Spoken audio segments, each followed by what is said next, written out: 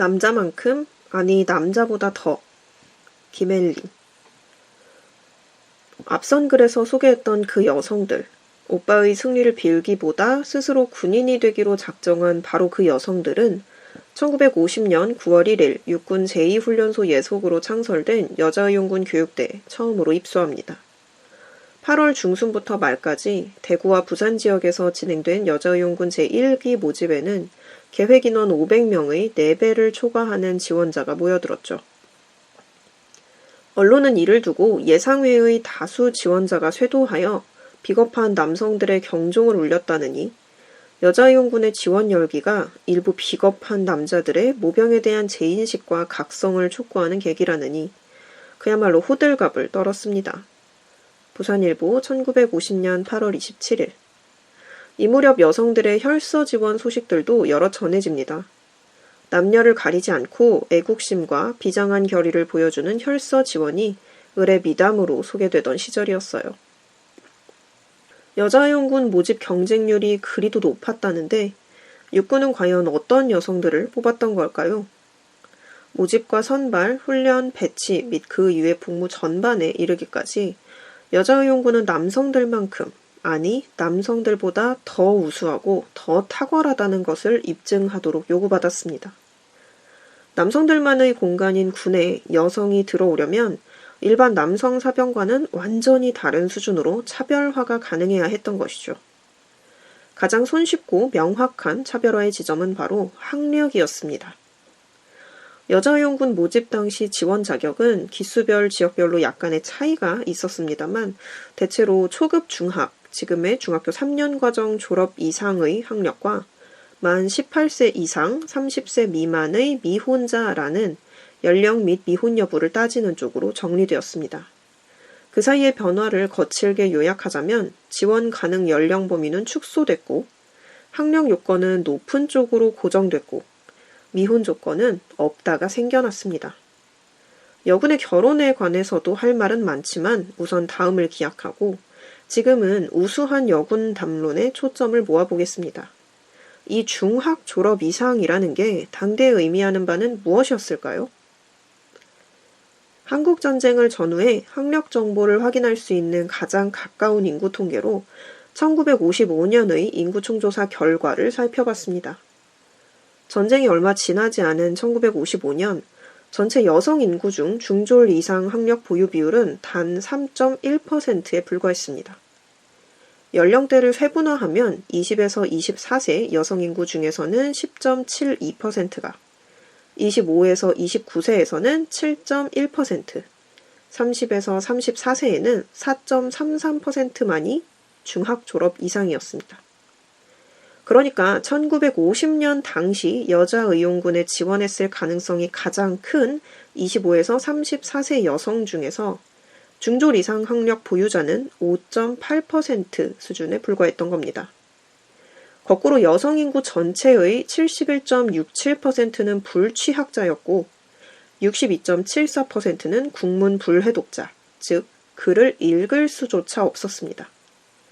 이는 여성의 교육 수준이 어마어마하게 낮았던 당대 상황을 보여주는 동시에 중학 졸업 이상의 여성이 당시 사회에서 얼마나 특별한 존재였는지 보여주죠. 여자의용군에 지원할 정도의 여성들이라면 이미 사회적 엘리트나 다름없었습니다.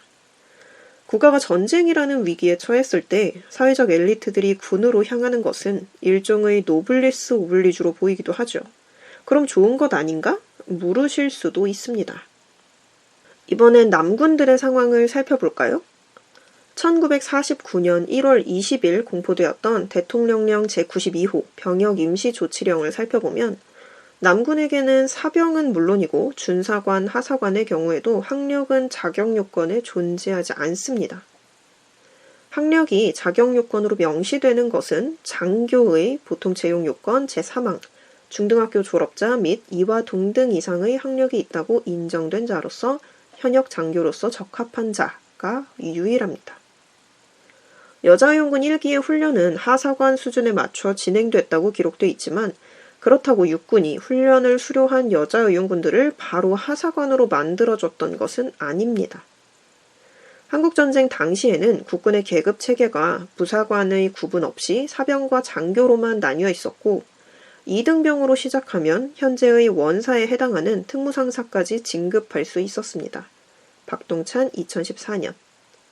한국전쟁에 참전한 여자의용군 제1기에서 3기 970명 중 장교 임관자는 별도의 추가 선발 과정을 거친 71명뿐이었고 나머지는 전부 그냥 사병 생활을 했습니다.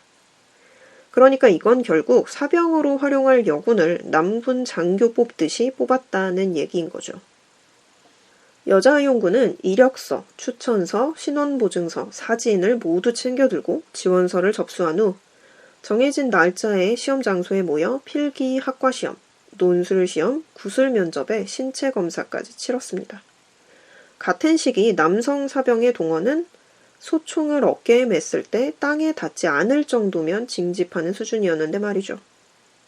병역법에 의한 정상적인 징소집이 이루어지지 않아 수많은 남성들이 길거리에서, 논밭에서, 집에서 느닷없이 군대로 끌려가곤 했습니다.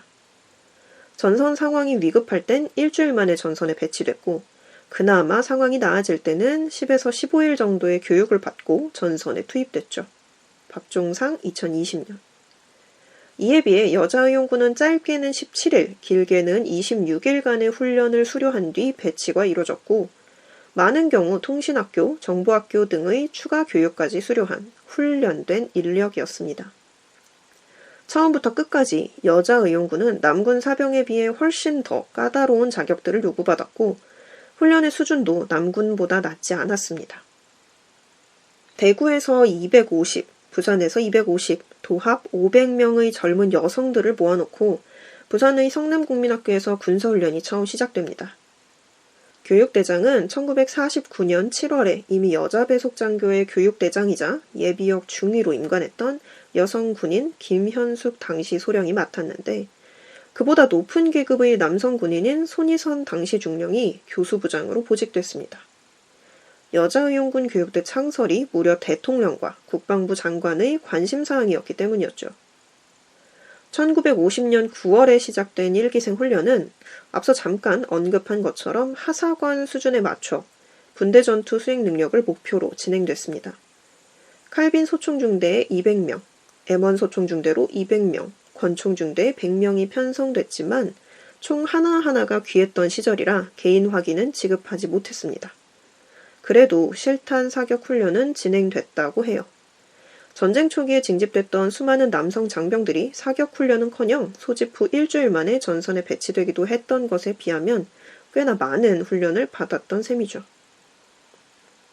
여자의용군 1기생의 훈련소 생활을 소개한 한 기사는 꽤 긴 분량의 스케치에서 계속해서 여자의용군들을 남성들에 비교하는 뚜렷한 일관성을 보여줍니다. 인용이 시작됩니다. 대한여자의용군의 훈련소 생활. 앞부분 생략. 우리 대한의 딸들은 남성과 어깨를 나란히 같이하여 우리 민족의 원수를 무찌르고 구국의 전장에 용감히 나가게 되었다. 중간 생략. 민족의 꽃인 대한의 딸이여, 누이 동생들이여, 승리의 진격전에 하루빨리 참전하여 남자에 못지않은 훌륭한 전공을 세워 뒤를 이어 따라오는 후배들에게 좋은 사표가 되소서. 중간 생략. 훈련은 남자와 조금도 다름없으며 오히려 남자 국군보다 훨씬 강렬한 점이 많다 한다. 훈련생 중에는 모두가 대학 전문 초고급 중학 출신인 인테리들이며 훈련의 모습은 최후까지 필사적으로 노력하고 있어 소장 이하 각 간부들을 놀라게 하는 동시 감격시키고 있다. 뒷부분 생략. 민주신보 1950년 9월 11일. 인용이 끝났습니다. 이승만 대통령은 한 달 남짓한 1기생 훈련 동안 여자의용군 교육대를 2번이나 순시했다는데요. 정말 관심이 크기는 했던 모양입니다. 수료를 얼마 남기지 않은 9월 21일 신성모 국방부 장관과 김환란 공보처장 등을 대동하고 나타난 이 대통령은 여자의용군들에게 모든 남성에 지지 않을 만큼 나라와 민족을 위하여 세계적으로 훌륭한 일꾼이 되라 라는 간곡한 훈시를 남깁니다. 여자의용군 1기의 교수부장을 맡았던 손희선 장군은 이렇게 회고합니다. 여자의용군 1기생은 당시 육군사관학교에 입교할 수 있는 수준이라서 이들을 교육하는데 특별한 어려움이 없었다. 그렇기 때문에 훈련도 강하게 시킬 수 있었다. 전쟁 이전이긴 하지만 1949년 2월 여자항공교육대 구대장을 역임한 박재형 대령 또한 여자항공대 1기생 15명을 훈련했던 당시를 떠올리며 이렇게 말했습니다. 여자항공대원이 입대한 후 처음으로 요구해온 것은 여자라고 특별 취급 말고 남자들과 똑같이 다루어 달라는 것과 따라서 훈련도 똑같은 과정으로 받게 해달라는 것이었다. 이렇게 나오니 난들 사양할 리가 없었다. 모든 것을 똑같이 해주었다. 앞에 총으로 몇 킬로씩 구보도 시키고 과격한 전투훈련도 사양치 않았다. 그래도 악착같이 낙오 없이 따라왔다. 정말 감탄할 지경이었다. 최상호 2012년에서 인용. 여군으로서는 뭘 어떻게 해도 떨쳐낼 수 없었을 남성이라는 이 거대한 그림자가 보이시나요? 여성들은 뛰어났고 또 뛰어나야만 했습니다. 상상된 남성에 지지 않아야만 했거든요. 이 글의 참고문헌은 다음과 같습니다.